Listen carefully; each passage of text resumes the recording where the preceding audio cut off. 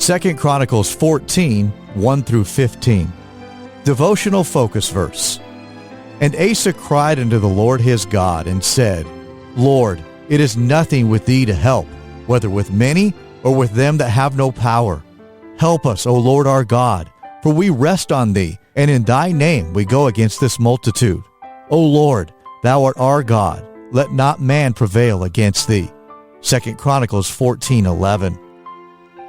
In October of 1973, while the people of Israel fasted for Yom Kippur, a coalition of Arab nations, led by Egypt and Syria, made a surprise invasion into their country.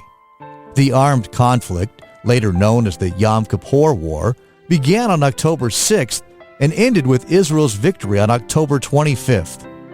Israel's rapid triumph was unquestionably miraculous, since the nation was caught off guard and the Israeli Defense Force, the IDF, was massively outnumbered.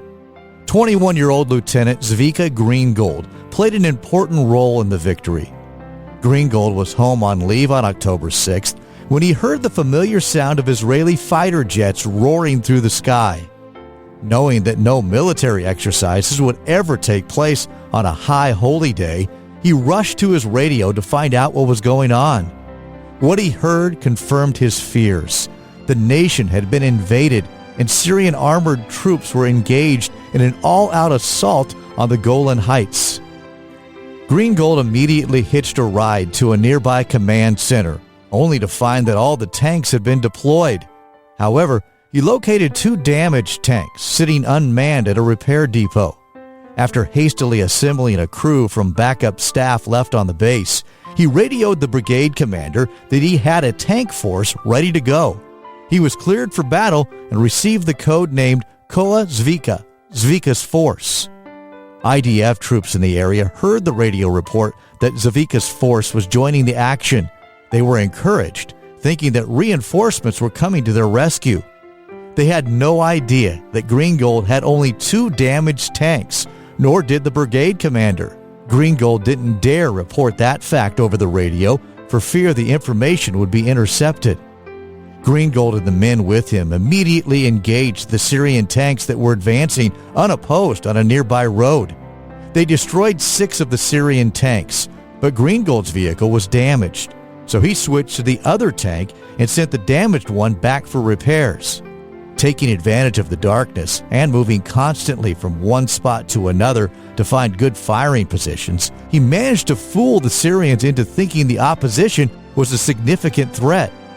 Joined at times by a few other tanks, Greengold displayed an astounding knack for repeatedly showing up at precisely the right moment to shift the momentum in favor of the Israelis. In one such encounter, enemy fire hit the tank he was in. The tank driver was killed, and Greengold's uniform was aflame. Though he was severely burned and wounded by shrapnel as well, he jumped out of the burning tank and hopped into the only other operational tank with him at that point.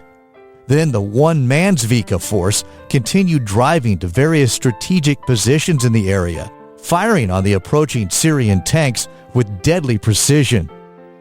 Over the next hours, in what came to be known as the Battle of the Valley of Tears, the Zvika force and a handful of other tanks held off the advance of hundreds of Syrian armored vehicles. After 3 days of battle, the combined forces defending the Golan Heights had just 7 tanks left out of the original 100. There were no reserves behind them, only an open road to the center of the country.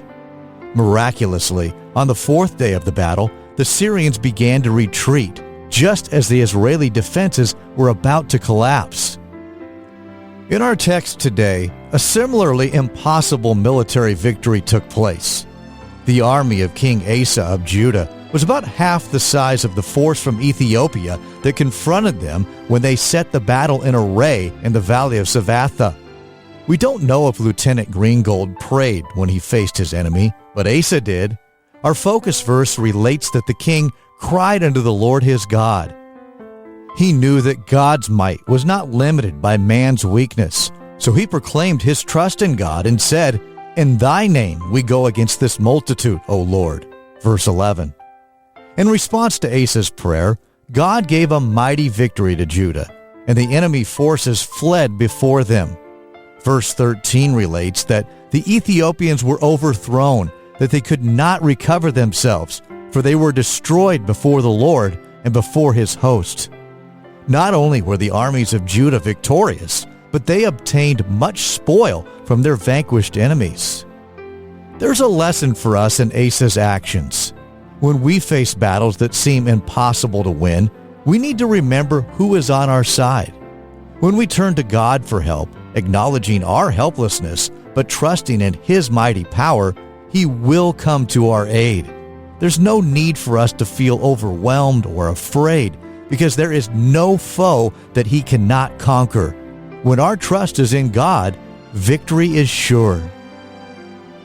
Background information. Asa followed his father Abijah in reigning over Judah, and chapter 14 begins a 3-chapter summary of his rule that spanned 41 years, from 911 to 870 BC. Verses 1 through 8 provide a description of Asa's character and the reforms he instituted in Judah, and verses 9 through 15 record his victory over the invasion of Zerah the Ethiopian. The statement in verse 2 that Asa did that which was good and right in the eyes of the Lord his God is remarkable, given that he was raised in an ungodly environment. The kingdom of Judah benefited from Asa's obedience to God, and the first 10 years of his reign were peaceful and prosperous. Throughout 1st and 2nd Chronicles, this pattern is repeated. When the king followed God, the people did as well, resulting in national peace.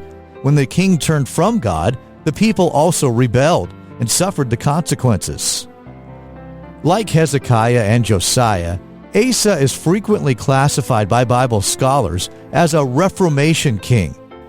Verses 3 through 5 describe the specifics of his reform. The high places, mentioned in verse 3, were places of worship on elevated platforms or high-altitude ground. These shrines often included an altar and a sacred object of worship, such as an idol, stone pillar, or carved wooden pole. Activities that occurred in the high places included animal sacrifices in 1 Kings 3:2, prostitution, Jeremiah 3:2, the burning of incense referred to in 1 Kings 3:3, and human sacrifices in 2 Kings 23:20. The groves, in Hebrew Asherah, were typically a wooden image or pillar representing Ashtoreth, a Canaanite goddess. Verses 6 through 8 indicate that Asa used the 10 years of peace in Judah to strengthen the military preparedness of the nation by building cities for defense and raising a standing army. Judah's victory over Zerah of Ethiopia is recorded in verses 9 through 15. Zerah's army of 1,000,000 men and 300 chariots were almost twice as large as Asa's army, so it obviously posed a tremendous threat to the kingdom of Judah. However, Asa called upon the Lord for help, acknowledging that the numerical advantage of their enemy made no difference to God. God responded by fighting for Judah, and the armies of Zerah fled before Asa's soldiers. Ultimately, the Ethiopians were overthrown, and the people of Judah carried away very much spoil. See verse 13. Conclusion. The secret to victory in spiritual battles is to call upon our mighty God. No matter how impossible the situation may seem, he will never fail us.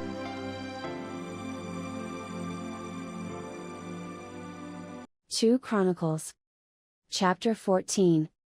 So Abijah slept with his fathers, and they buried him in the city of David, and Asa his son reigned in his stead. In his days the land was quiet 10 years. And Asa did that which was good and right in the eyes of the Lord his God. For he took away the altars of the strange gods, and the high places, and brake down the images, and cut down the groves. And commanded Judah to seek the Lord God of their fathers, and to do the law and the commandment. Also he took away out of all the cities of Judah the high places and the images, and the kingdom was quiet before him. And he built fenced cities in Judah, for the land had rest, and he had no war in those years, because the Lord had given him rest. Therefore he said unto Judah, Let us build these cities, and make about them walls, and towers, gates, and bars, while the land is yet before us, because we have sought the Lord our God, we have sought him, and he hath given us rest on every side. So they built and prospered. And Asa had an army of men that bare targets and spears, out of Judah 300,000, and out of Benjamin, that bare shields and drew bows, 280,000, all these were mighty men of valor. And there came out against them Zerah the Ethiopian with an host of 1,000,000, and 300 chariots, and came unto Mareshah. Then Asa went out against him, and they set the battle in array in the valley of Zephathah at Mareshah. And Asa cried unto the Lord his God, and said, Lord, it is nothing with thee to help, whether with many, or with them that have no power, help us, O Lord our God, for we rest on thee, and in thy name we go against this multitude.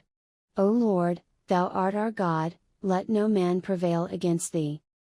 So the Lord smote the Ethiopians before Asa, and before Judah, and the Ethiopians fled. And Asa and the people that were with him pursued them unto Gerar, and the Ethiopians were overthrown, that they could not recover themselves, for they were destroyed before the Lord, and before his host, and they carried away very much spoil. And they smote all the cities round about Gerar, for the fear of the Lord came upon them, and they spoiled all the cities, for there was exceeding much spoil in them. They smote also the tents of cattle, and carried away sheep and camels in abundance, and returned to Jerusalem.